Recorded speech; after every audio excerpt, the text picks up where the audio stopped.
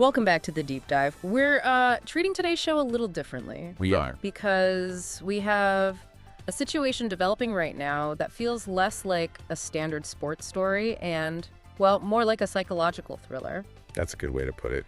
We are looking squarely at the NFL Divisional Round this weekend. And the New England Patriots, they're back in this spot for the first time in 7 years. The stakes are just massive. Couldn't be higher. The game is set for Sunday, 3 p.m. Eastern. But if you think the story is just about who scores more points, you are missing the real headline here. Oh, absolutely. I mean, usually when you get to the divisional round, the media sessions they're so boring. Right. Just cliches. Total cliches. Everyone's been coached to say the right thing. They're a great team. We just need to execute all that stuff. It's a snooze fest. But this week, the script has been completely flipped. The narrative has been hijacked by comments coming out of the Patriots locker room that are, well, let's just call them spicy. Spicy is putting it mildly. We're talking about a massive clash on paper. You've got the Patriots' high-flying offense versus the Houston Texans' absolute brick wall of a defense. The dream matchup. It's what analysts dream about.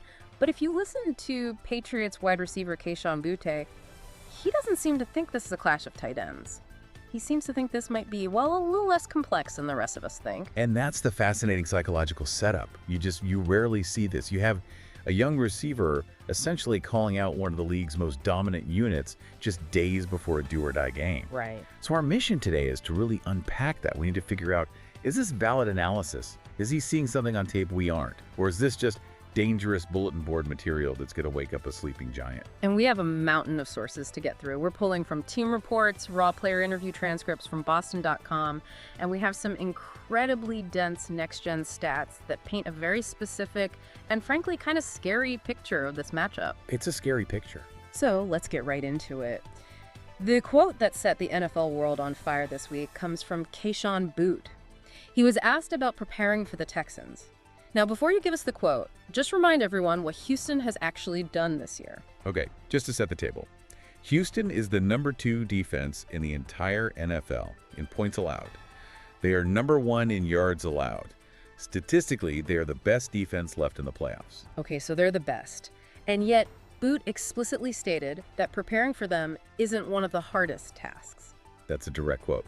Isn't one of the hardest. It just sounds wild to hear that. And he doubled down, too. He said, I wouldn't say it's one of the hardest. And his reasoning was really specific, which is what I want to dig into. He said the Texans don't use many disguises. Not a lot of shells. Not a lot of shells. Right. For listeners who maybe just tune in on Sundays, what does he mean by shells in this context? So in modern football, defenses love to lie to you. They line up showing one thing. That's the shell. Maybe it looks like a blitz or it looks like a certain zone coverage. But then, the moment the ball is snapped, everyone sprints to a different spot to confuse the quarterback. It's all smoke and mirrors. And Boutte is saying Houston doesn't do that. He's saying they line up, and you can pretty much tell what you're doing before the play even starts. So he's calling them predictable? Predictable, yes. And then he dropped the real hammer. He said, we know we're going to get man coverage. We got to beat it. It's that simple. You know, when I first read that on The Wire, it felt like a slight. It really did. It felt like he was calling them basic. Maybe even implying they're easy to beat because they're so simple. I think a lot of people took it that way. It does sound dismissive. Right. But we need to pause and look at this from a football philosophy standpoint. Because in the NFL, simple is not the same thing as bad. Okay. In fact, sometimes simple is the most terrifying thing you can face. How so? I mean, usually complexity is what wins. Not always. Think back to the Seattle Seahawks Legion of Boom era. Richard Sherman, Earl Thomas, come Chancellor. They were incredibly simple. They ran cover 3 almost every single play. Everyone in the stadium knew it. The hot dog vendor knew they were running cover 3. And you still couldn't beat them. You still couldn't beat them. Boutte is describing a defense in Houston that is so confident in their talent that they don't need to trick you. So it's a flex. It's just them saying, we're better than you. Come and try to stop us. Precisely. Boutte's quote continued with this. We're going to do the same things we've been doing. At the end of the day, we want them to try to adjust to our style of play. That's the mindset. That's it. He's saying the Patriots want to force Houston to adjust to them, not the other way around. He's betting on execution over confusion. It's, we know what's coming, now we just have to win the fist fight. Okay, I get the gladiator mindset. It sounds tough. But I want to pivot to the reality of the opponent, because you brought some numbers to the table today that suggest this simple defense is more like a buzzsaw. That's a great way to put it. And if you walk into a buzzsaw expecting a fist fight, you're going to lose a limb. Exactly. And this is where the truth in the numbers provides a really sharp, almost violent contrast to Boutte's relaxed attitude. We mentioned Houston as #1 in yards allowed. Yeah. But you have to understand why. Okay. It isn't magic. It starts up front. We are talking about the defensive end duo of Will Anderson Jr. and Danielle Hunter. I feel like I've heard those names every single Sunday this year. For good reason. They're nightmares. Combined, these two players have 153 pressures this season. Wow. That is the best duo in the NFL, period. And this connects directly to why Boutte calls them simple. Okay, help me connect those dots. How does having two great pass rushers make the whole scheme simple? Because when you have monsters on the edge, you don't have to get creative. You don't have to send linebackers on these crazy blitzes to create pressure. You just let them eat. You just let them eat. According to Next Gen Stats, Houston uses a standard 4-man rush on 75.8% of their plays. I want to make sure I'm getting the magnitude of that. So 3 out of every 4 plays, they're only sending the 4-down linemen. No extra help. Correct. That is the 3rd highest rate in the entire league. They rarely blitz. And here's the stat that should keep Patriots fans awake at night. Houston has 38 sacks, specifically on plays without a blitz. That sounds incredibly efficient, but break down the math for me. Why is that so much more dangerous for an offense? Why does it matter for the quarterback? This is the key tactical point of the whole game. Yeah. If a defense has to blitz to get to you, they're taking a player out of coverage. Right, there's a hole somewhere. Exactly. If I send a linebacker to rush, that linebacker isn't guarding a receiver. That opens up a hot read. But if I can get to you with just my 4 defensive linemen, that means I have 7 guys left in the backfield just clogging up all the passing lanes. So the quarterback drops back, he looks downfield, and it just looks like a parking lot full of defenders. It's a parking lot. It means double teams on your best receiver.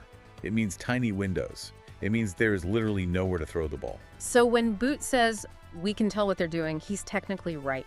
He's right. They're lining up and rushing 4. But, you know, predicting a freight train is coming doesn't mean you can stop it when it hits you. I love that analogy. It's like standing on the track saying, well, I checked the schedule. I know the train is coming at 3.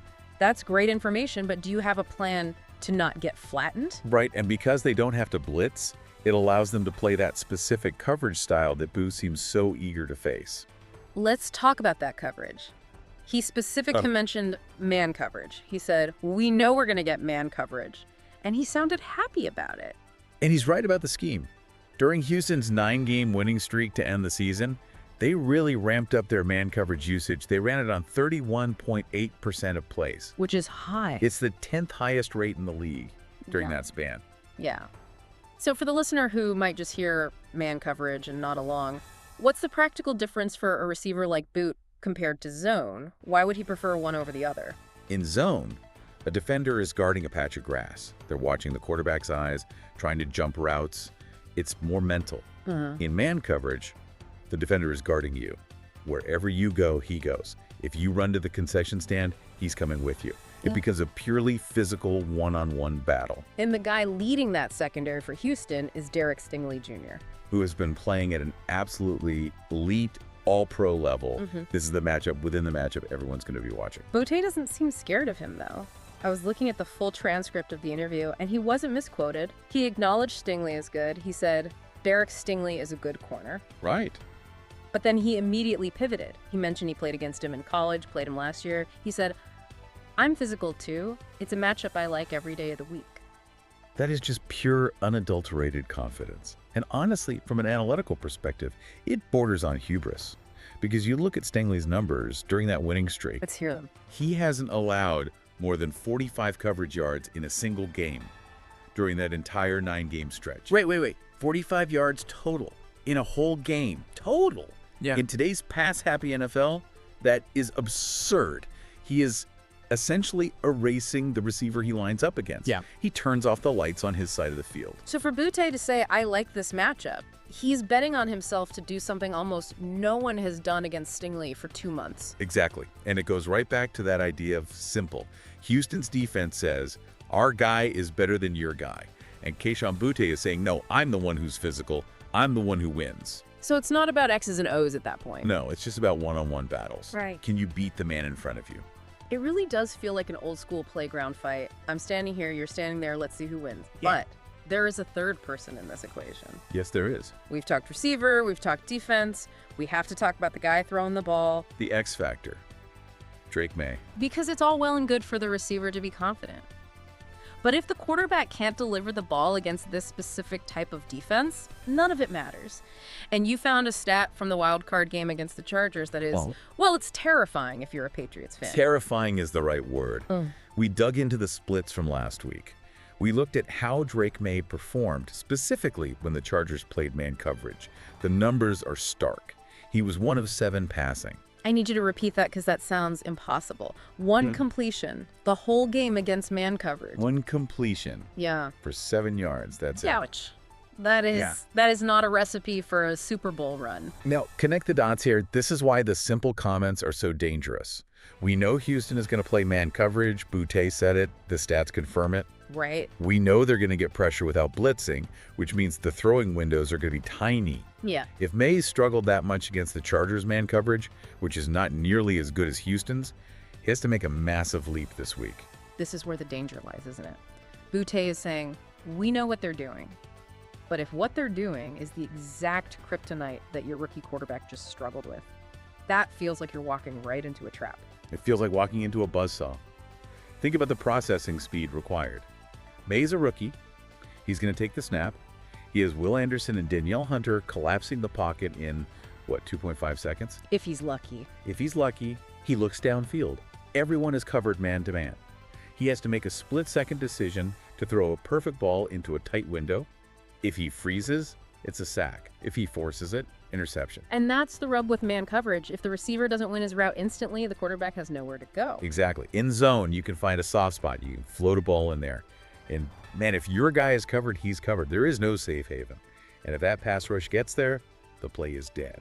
So the entire narrative arc of this game really rests on Drake Maye's shoulders. Can he bounce back from that 1 of 7 performance and win against the best pass rush in the league? That is the defining question. Can the rookie process the information fast enough to exploit the quote-unquote simple defense before that defense exploits him? I do want to make sure we're being fair to Kayshon Boutte here. We focused a lot on the simple comment, but I want to walk back the disrespect angle just a little bit. That's fair. Because while he called them simple, he didn't call them bad. We don't want to aggregate them out of context. No, it's an important nuance. He wasn't saying they're a bad team. Right. He actually called them a good unit later in the interview and acknowledged they are the top defense. He framed it as strength versus strength. He pointed out that the Patriots have the number 2 offense in the AFC. He called it England's second-best offense matching up against Houston's top defense. And that's a rational assessment. The Patriots have been moving the ball well. Boutte's philosophy isn't, they suck. His philosophy is, we're going to continue to be us. He believes their identity is strong enough to withstand Houston's identity. He's saying they're good enough not to be scared. It's exactly. It comes down to confidence versus execution.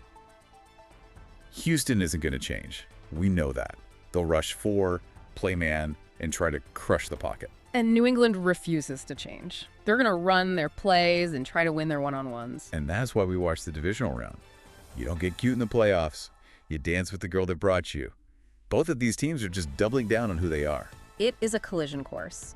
So if I'm a listener getting ready for Sunday, sitting on the couch, waiting for kickoff, what am I watching for? What's the core takeaway here? The core takeaway is this.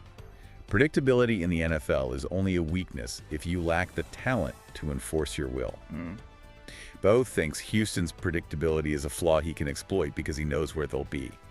Houston thinks their predictability is a feature. It lets them play fast and physical because they're not thinking, they're just attacking. And looking at the sheer dominance of Anderson and Hunter up front, plus Stingley erasing people in the backfield. That is a lot of talent enforcing its will. It is. And it leaves us with this final thought. We see confidence from wide receivers all the time. But you have to ask yourself, is Boutte's confidence the sign of a team that is truly ready to take that next step? Is this the swagger of a champion? Or is this the classic hubris that comes before a fall against a historically dominant defense? Is he just poking the bear, or is he actually ready to wrestle it? That is the ultimate question. And frankly, considering those quarterback stats about Drake Maye and man coverage, I'm a little nervous for them. It feels like a high-wire act, but I cannot wait to find out on Sunday. It's going to be electric. Now, we want to turn this over to you, the listener. We're treating this like a newsroom today, so we want your input. We've laid out the facts, the stats, the quotes. So tell us, is Kayshon Boutte right to call the league's best defense simple? Is he speaking truth? Or is he waking up a sleeping giant that's going to make him regret those words by halftime? I'll be reading those comments.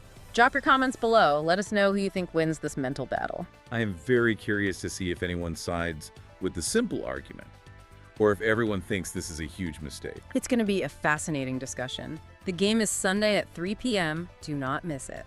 Thanks for listening to The Deep Dive. Take care, everyone.